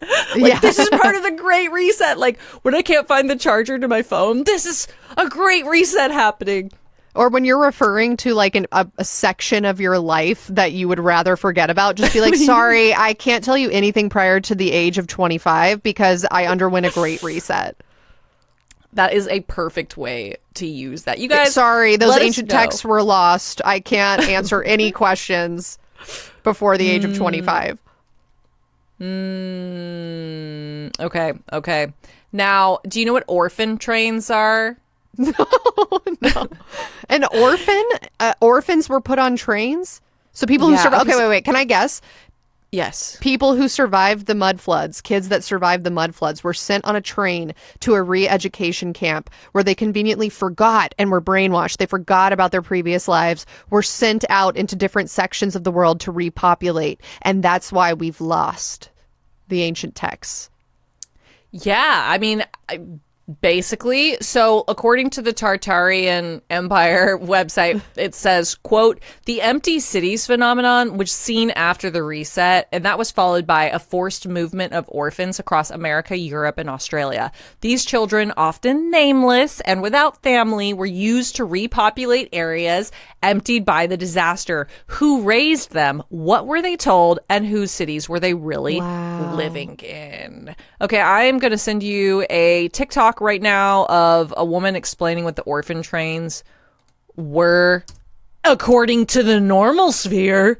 Okay, this is from an account called Hot for History, and can you hear it? Today's American history lesson is about the orphan trains of the 1850s into 1930. This was a program that took orphaned or abandoned or street children who they called street Arabs from the crowded city streets to the Midwest, to the farms. These children were expected to live in these homes and help on the farm. And the whole philosophy was that they would be better off than living on the crowded streets of New York City. The orphan trains operated between 1854 and 1929, and they relocated about 200,000 children. Now, these children were mostly from new immigrants and the children of poor or destitute families or actual orphans because their parents had died of typhoid or some of these awful diseases. There were 3 charitable institutions mainly: the Children's Aid Society, the Children's Village, and New York Foundling Hospital. There were about 300,000 orphan children or abandoned children in New York City at the time, and in foster homes in the New York area. And they were transported via trains, thus the term orphan train. Some of these children really weren't even orphaned. Today's American history lesson is about... Yeah, that's kind of crazy. I mean, it doesn't... I did not know about that. That's super sad and crazy. But like, it also doesn't surprise me, I guess, because my grandpa was an orphan and was adopted by farmers because they needed someone to work on the farm. So I know that this was like kind of common in olden times. And I mean, you know, my grandpa, not that old because like he wasn't born in the 1800s. So I don't know. I could see it happening, but that is kind of crazy that it was just pulling random kids from New York City in particular and putting them on a train somewhere else. You look dirty. Get on this train and go be a farmer in the Midwest. Yeah. So it's kind of weird. Yeah, it's sad. I don't know. So that's the thing about this is like, This is one of those conspiracies like QAnon, and I think that's why it's called the QAnon of architecture, where it uses things that we actually can see and feel in parts of history that definitely happened, that we have all experienced or have media or have heard like of, you know, to explain things that, you know, they believe in. Like I cannot confirm that spires used to harness energy from some unknown wireless internet that existed or whatever, but I know there were spires, and so then it really just makes you think. And I felt inspired by it as well. Oh my God, I have to tell my uncle. He's going to go apeshit when he hears that. You're like, you know what I just thought of? When you get inspired, you get like a flood of genius. Well, maybe it's because there's a spire in each and every one of us that was connecting into the spire of the different towers that were torn down, and we were making a connection, and we were all one. The one big web of energy that is Earth.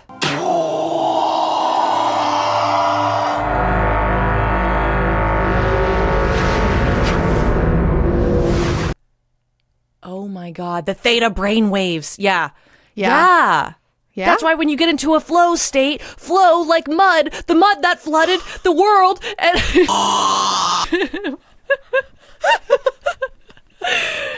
yeah. So now we're gonna go. Okay, we're gonna go. We're gonna leave. I keep trying to leave that article behind, but I keep seeing more points, and I'm like, no, just let it go. We're gonna play a game. Ooh. It's called Is It Tartarian or Is It Not? You guys, this is the first time on LGH we're playing a game, and I know Allie's really excited right now. I love games. Give it up for Allie. Everybody give it up for Allie. I love a good game. I love a good Ferris wheel. This episode really does have several things for me that interest me, so I'm on board. Also, spires are in The Sims 4. You can put them on the top of your buildings. So there's even more for me.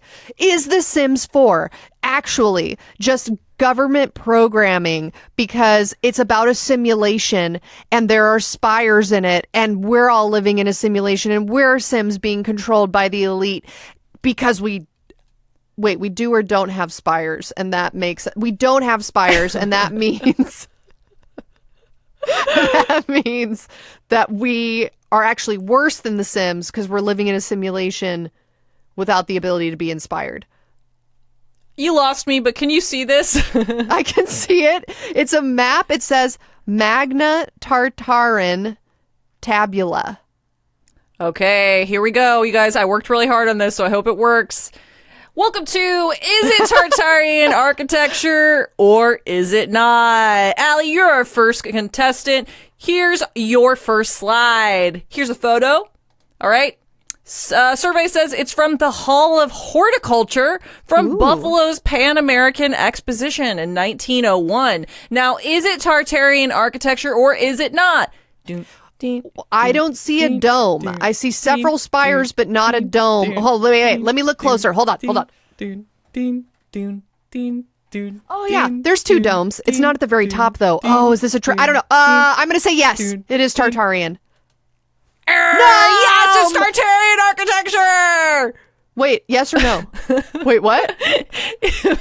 Wait. No, the X is saying that it's not from Buffalo's. You know what? Damn actually, it, because my gut reaction was to say no. I should have just gone with the energy that the spire was feeding me and trusted my gut. But I rethought my gut reaction because I did see domes when I leaned in. No, you are correct. It was Tartarian architecture. Wait, why is there an X?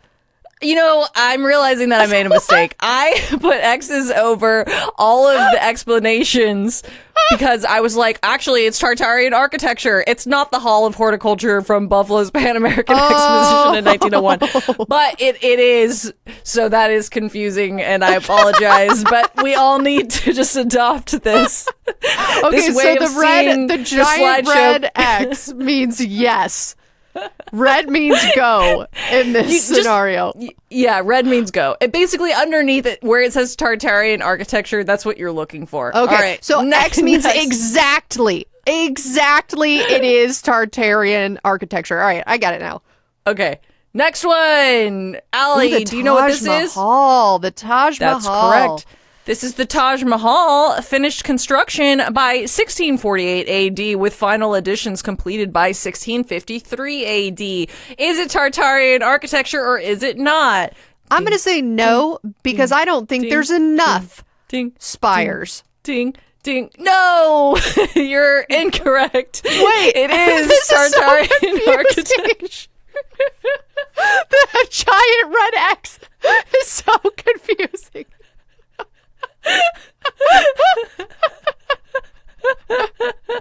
Okay, next one. Next one. You know what these are?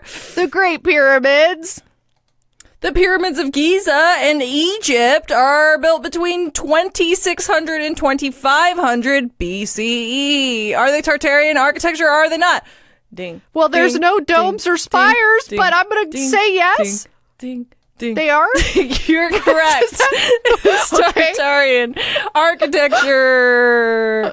That's correct. Okay, next one. Here we go. Boo! That's not Tartarian. I don't even need to know what it is. Boo! This is the Rosal Malara housing complex in northeast Italy. It was built in 1969 and finished in 1982. Allie says, not Tartarian, and she is correct. Tartarian. Perfect. Okay, next one. Here we have the Sunderland building in Washington, D.C., completed in 1969. Look and at Allie that design. says, there's no free-flowing ideas or energy going through those cubicles. Absolutely not. I went back. Not Tartarian. You're correct. Okay, next one. Here we have Bryce Canyon National Park rock formations in Utah. They're supposedly 35 to 45 million years old. You know, that's interesting because I was actually just looking at Bryce Canyon National Park because I really want to go there. And I was looking up like prices and places to stay. And then I was like, maybe later. But I feel like this is a trick. This one is a trick because this is a natural earth formation. So how would it be Tartarian? But maybe you thought I would think that, and it is Tartarian. I'm going to say it's not. I'm going to say it's not Tartarian. You're wrong. It's Tartarian architecture. How would they have constructed that? According to the Tartarians, that is actually a city that you're looking at that was destroyed by supernatural rock energy weapons. And now we're going to watch a video. I didn't know that was in play. This realm is a lot older than what we've been told. What you thought was just a mountain or a rock cliff ain't a mountain or a rock cliff at all. It's actually a building from the old world that has been petrified. Oh my days. What they do, that old world that had many walls with advanced weapons that could literally melt your stone buildings. Oh my diddy. Deserts are actually former battlefields where they was using weapons that could literally destroy your land. So nothing ever grows again. The rain could fall and the wind could blow, but no erosion would ever cause this. This is an old city that has been destroyed by weapons of mass destruction. That's it? All right. All right, Allie. What are your thoughts? What are your feelings? I know we've been through a lot, and I think you just won. I think you won the game. I think you had more right than wrong. Who's somebody to say, tell though? us? Somebody who was keeping score, tell us below if I got more right than wrong, because I don't know. Wow, that was a whirlwind of information, facts, pictures, photos, TikToks, people saying "oh my days" in very British accents as we look at rocks. And was he saying "oh my he said days"? days? I thought he said "oh my diddy." The second one I thought he said "diddy," and that's why I made that face. The first one I heard "oh my days." I don't know. Anyway, that's why I was laughing so hard because "oh my days" is so fucking funny. That is like such a 1920s Dust Bowl, I don't know, like 1930s Dust Bowl situation to be saying. And then I just started thinking about the British and like, yeah. Anyway, so my final thoughts on this are that We need to You interview. know what? Hold on. Go back. What did you say? You said something about the Dust Bowl? Yeah, I said saying "oh my days" is very Dust Bowl. I feel like that is like an old saying when people didn't want to take the Lord's name in vain. So instead of saying "oh my God," they would say "oh my days." I've never heard that. But the fact that you know so much about the Dust Bowl is very interesting to me. And if I were to jump on this conspiracy, how do we know that there's not certain people living among us that are actually Tartarians? Because the last facet of this conspiracy is that the Tartarians might have actually been aliens. Or were they just living among us the whole time? Are their spires still there, waiting to be unearthed? Who's to say? I don't know. Yeah, I mean, look, I love alien tie-ins with any topic. So if the Tartarians existed, then they were 100% aliens. Because aliens definitely possess energy technology that we cannot replicate. Aliens definitely have been here always, or have at least been able to enter our realm always. I think if you look at various phenomena that have happened throughout humankind history, and we look at different pictures on caves and everything, you know, like all signs point to aliens have always been here zooming around our skies. Were they called Tartarians, or did we just call them Tartarians? It's possible. I don't think we can rule it out. In fact, we can rule We're it in. ruling Now, it I want to in. wait. Let's say it again. I fucked it up. Oh. I don't think we can rule it out. In fact, we're ruling it in. Mud flood also sounds like a situation that happens when you're very ill. You've had some contaminated water, and you have your own mud flood. And yeah, that's pretty much all I have to say about that. Dude, I literally wrote that. Look what I wrote. I said, mud floods. Allie, do you know what mud floods are? And then beneath it, I said, well, I know what they're not. It's not when you eat too many tartary and you get tartaria and then mud flood the toilet. But I didn't think it was in good taste, so I just didn't say it. It's not in good taste, for sure. But also, you said this is going to be a charcuterie board. Could we call this a chartarian board? Yeah. I don't know. Yeah. I don't know, dude. But I actually want to bookend this seriously fruitful episode that left people with so many deep, profound thoughts with something else kind of interesting. Okay, so there is this guy on YouTube, and he's definitely part of the normal sphere, but he made a kind of haunted sphere video. His name is Stuart Hicks, and he made this video called Falsifying History by Destroying Cities, where he talked about the Tartarian conspiracy. And he was saying it's like crazy because the Tartarian truthers are saying that, like, no, you know, the New World Order is like trying to control us by taking away this beautiful architecture. And he was like, you know, there is some truth to that, but it's actually the opposite of what they're saying, because when people went to the World's Fair and they saw this beautiful architecture that was inspired by like Paris at the time, the Americans were like, oh my God, this is so beautiful. We want our cities to look like this. It looks so old. It looks so regal. It looks like amazing. Let's make America Paris again, essentially.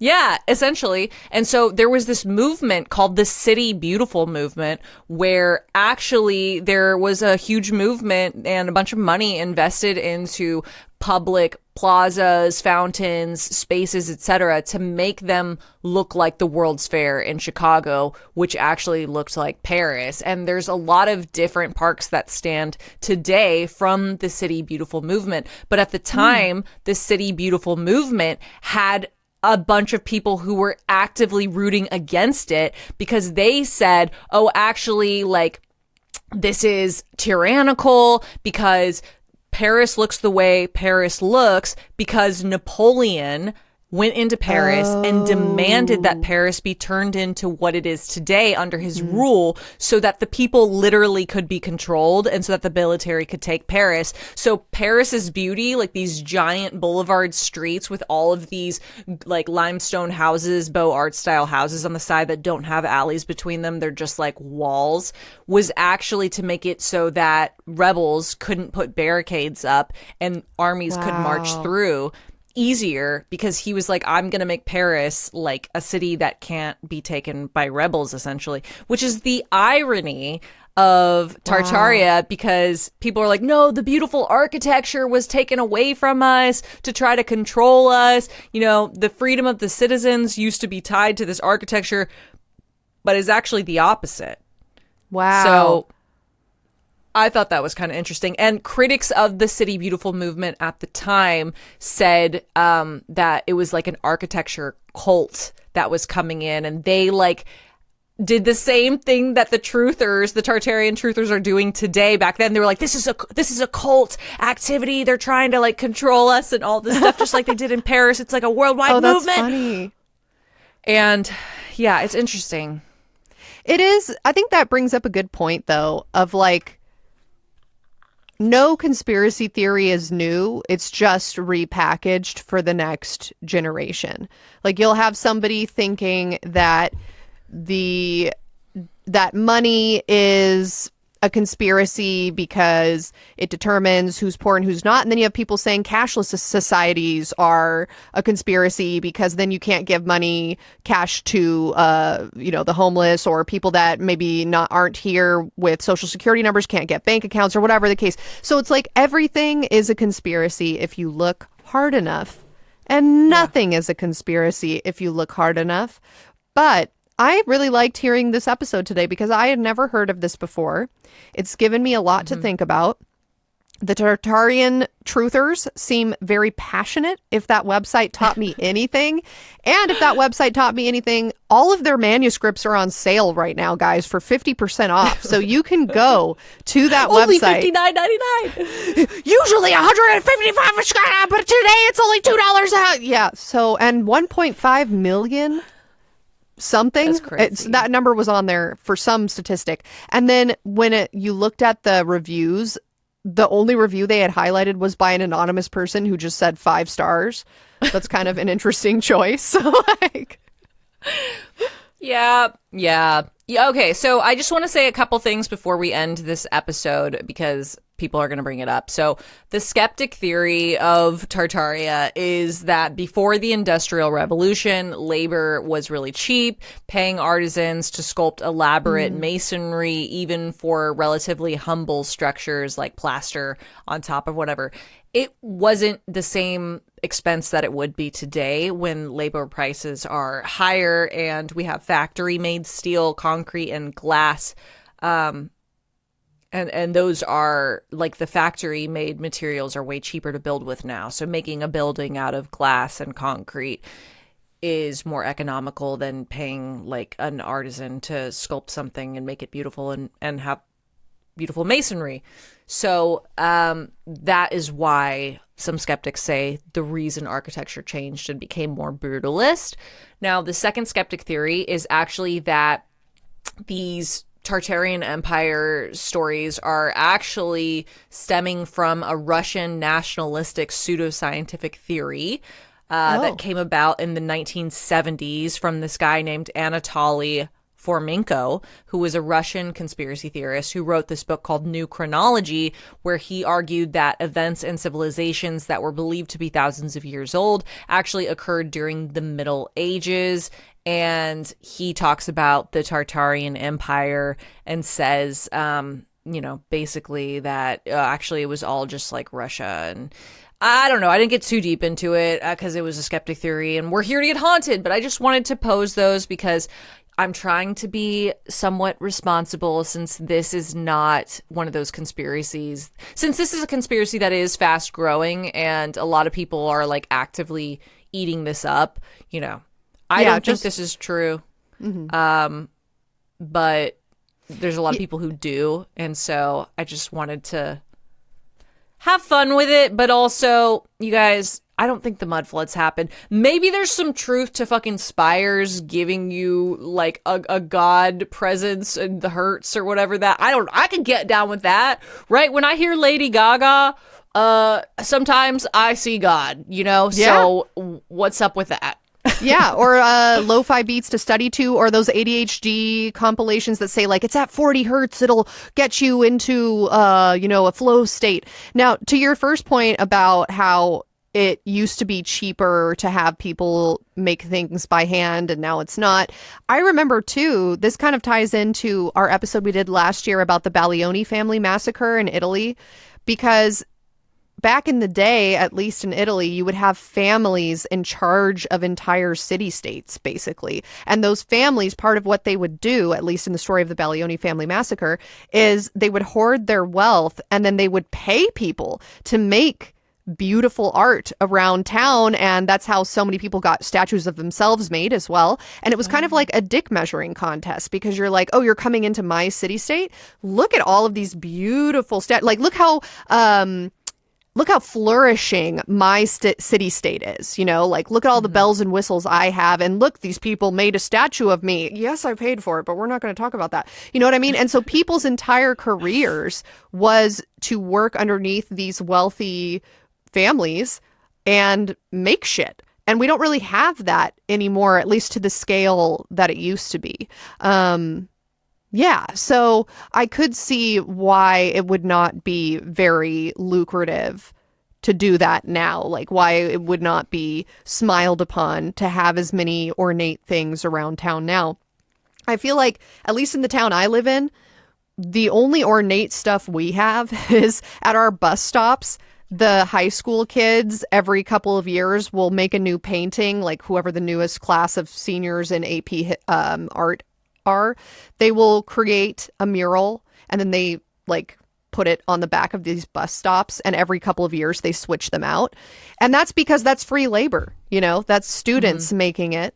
And so, but that's the only thing I can think of. We don't have very many statues. In fact, we seem to be tearing down a lot of statues around the country, right? So it's not, I don't think we're going towards the direction of bringing back opulence, because a lot of these people that had statues erected, like I said, were probably not the best people. They just had the most power at the time. Much to think about, I suppose, is what I'm saying. Yeah, I know. You know, I don't know.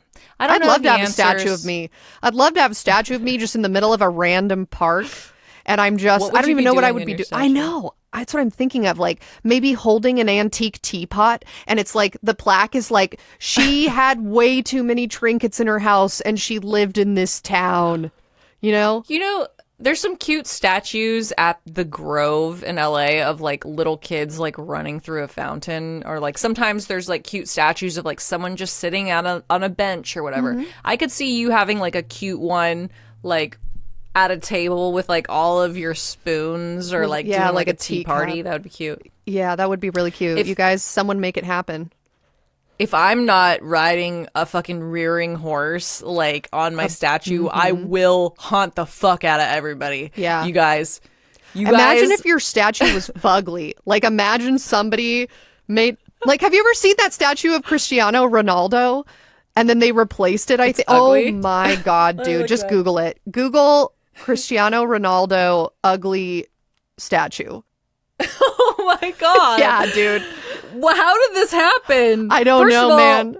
First of all, he's like without a doubt one of the most beautiful people to ever walk the fucking planet. Yeah, chiseled, athletic, cut, rich, like has everything going for him. Yeah, and this statue is absolutely terrible. Jesus Christ. What? That... I honestly just see that and I feel bad for the statue maker, because I'm Me too. There's no way you would butcher this opportunity for yourself that hard. Like, what happened here? Yeah. I don't know. But anyway, that's an example of a statue gone wrong. And... yeah, there's just a picture of him standing next to it, and he's just laughing so hard. He's like, "What the fuck?" I feel bad for the statue maker, because, like, honestly, though, what were they thinking? See, That is why I am too soft to be someone who designs cities, because I like, as soon as I saw someone's art of like their fugly dome they made, I would be like, sure. You know, like I just that's would fine. be too. Here's $1 million. You did a great job. That's kind of how I feel about a lot of art, though, is like if you commission somebody to make something for you and then you don't like it, it's so hard to give constructive feedback to be like, hey, can you change this? Because I'm just like, oh, you did the best you could, you know? I know. Yeah, it's super uncomfortable. Yeah. Oh my God, I'm such a pussy. I need to like get stronger, because just the thought of the hypothetical commissioning someone to make my statue and then they make it. Yeah, and it's fugly, and then I just have to live with it. Just gave me like a shot of anxiety. Well, okay, see, that's okay. Another point to why only rich people get statues made of them typically, because if you didn't like it, you could just be like, wow, that's so good that I would like to have it in my house. And I'm going to give you more money to remake it with these changes. Like, it's not because the first one was ugly. So you almost have to be rich in order to commission someone to make you something. That actually makes a lot of sense. Yeah. Allie, what are your final thoughts, and can you give us a, oh my God, what is it called when we say, it's not secret password. Sign off? What is it? Yeah. And can you give us a sign off? Yeah. My final thoughts on this theory are that, again, I really feel like the tart heads are super passionate people. Good for them. Everybody's looking for passion and reasons to be alive and things to dedicate your life to. So whoever's behind that website, whose name was mentioned like 20 times, but I cannot remember what their name was, congratulations. Hats off to you. We would love to have you on to interview you. Genuinely. Email us, letsgethauntedpod@gmail.com. If you are listening to this right now, anyone, this goes out to the entire audience, and you are a tart head and you feel like we just overlooked some very obvious piece that really brings it all together, that connects all the spires together, you can head over to letsgethaunted.com and scroll down until you see the section where you can write us a listener story. I would like to hear your entire backstory, how you became a tart head, what it means to you, and how you have implemented it into your everyday life to honor Tartaria. And this is something new that I'd never heard of before. So I also want to give a really big shout out to your uncle, Natalia, because without him, we would not have made this beautiful episode. And I also want to shout out you for that beautiful game that we played. That was really fun. It was really fun. So okay, yeah, cool. That was wonderful. Maybe I'll do it again, but I'll workshop. If when you get something correct, there should not be a red X on the screen. And as for my sign off, I've just got to say, BRB, gotta learn more about Tartaria, because I'm clearly tardy to the party. Bye. Bye.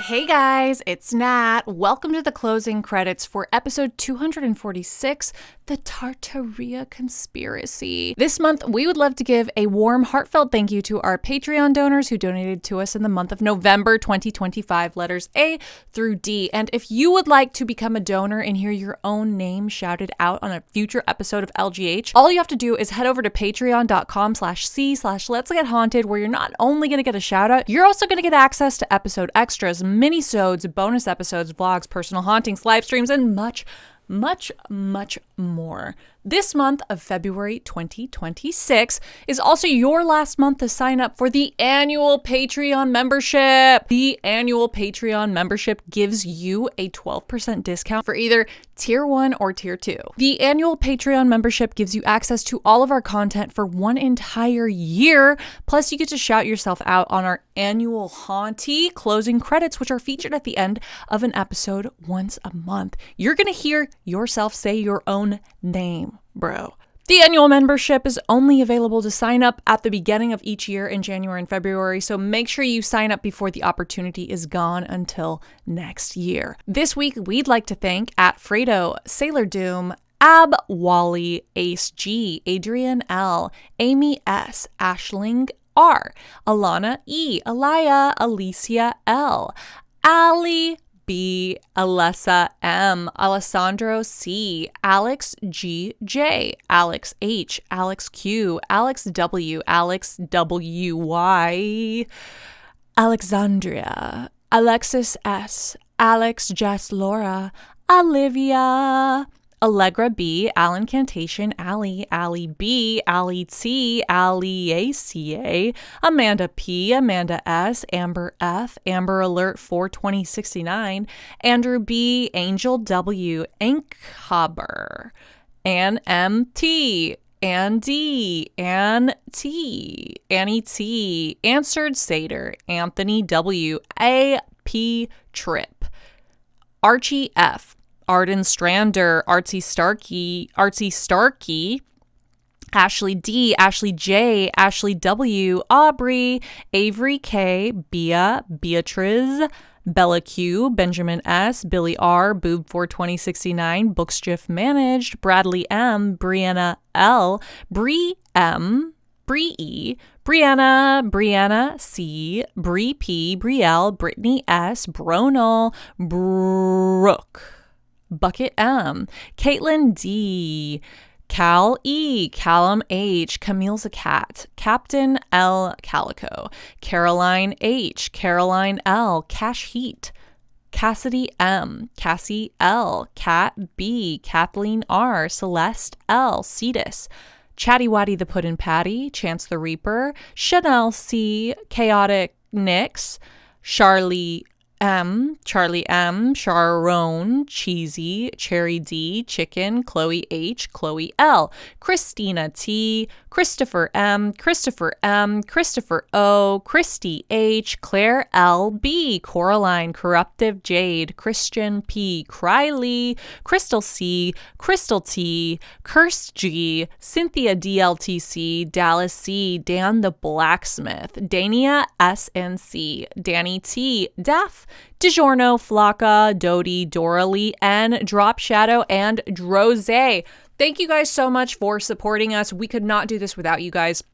And I know I say that every single time, but you need to hear it multiple times a day. As you're driving to work, you need to be like, they couldn't do it without me.